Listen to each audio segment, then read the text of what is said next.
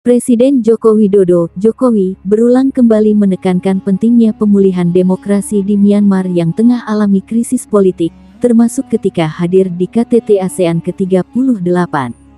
Mengapa kini Jokowi memberikan perhatian khusus terhadap politik kawasan Asia Tenggara setelah sebelumnya dinilai tidak terlalu mementingkan politik luar negeri? Dalam kehidupan, setiap orang memiliki keunikannya masing-masing.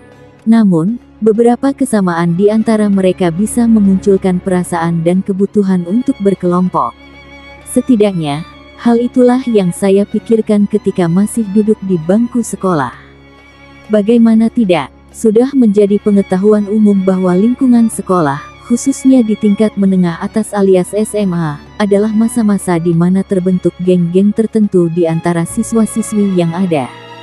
Kalau tidak percaya, coba saja tonton film yang berjudul Mean Girls 2004, atau bisa juga main game video yang berjudul Bully 2006. Mungkin, pemandangan soal persaingan antar geng di sekolah akan terlihat jelas dalam film dan game tersebut. Boleh jadi, persaingan antar kelompok inilah yang mungkin juga terjadi pada tingkat negara, khususnya di kawasan Asia Tenggara.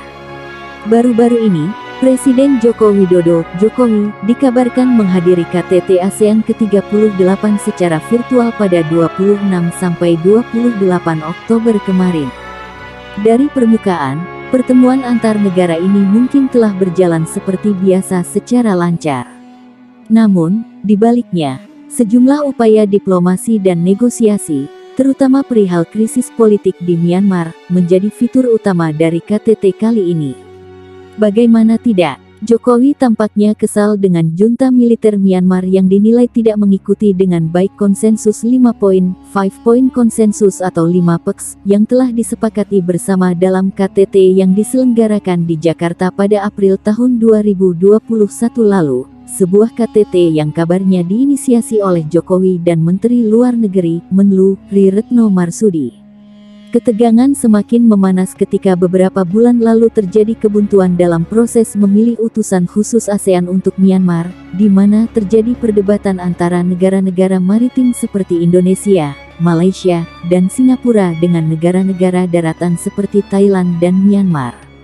Akhirnya, calon yang dipilih untuk menjadi utusan khusus tersebut adalah calon yang didorong oleh Indonesia, Malaysia, dan Singapura. Tidak berhenti di situ, perpecahan antar kubu di ASEAN ini kembali terjadi kala KTT pada akhir Oktober ini tengah dipersiapkan. Kala itu, 3 negara maritim tersebut menjadi negara terdepan yang mengusulkan pencegahan partisipasi junta militer Myanmar di KTT ASEAN ke-38 yang sejumlah agendanya juga dilaksanakan bersama negara-negara lain, seperti Amerika Serikat, AS, dan Republik Rakyat Tiongkok. Sikap tegas pemerintahan Jokowi soal Myanmar ini bisa jadi menimbulkan sejumlah pertanyaan, mengingat Jokowi beberapa tahun sebelumnya dinilai tidak menempatkan politik kawasan ASEAN sebagai fokusnya, sesuatu hal yang kontras dengan sikap Jokowi saat ini. Mengapa situasi Myanmar ini dapat membuat ASEAN seperti mengalami perpecahan di antara dua kubu?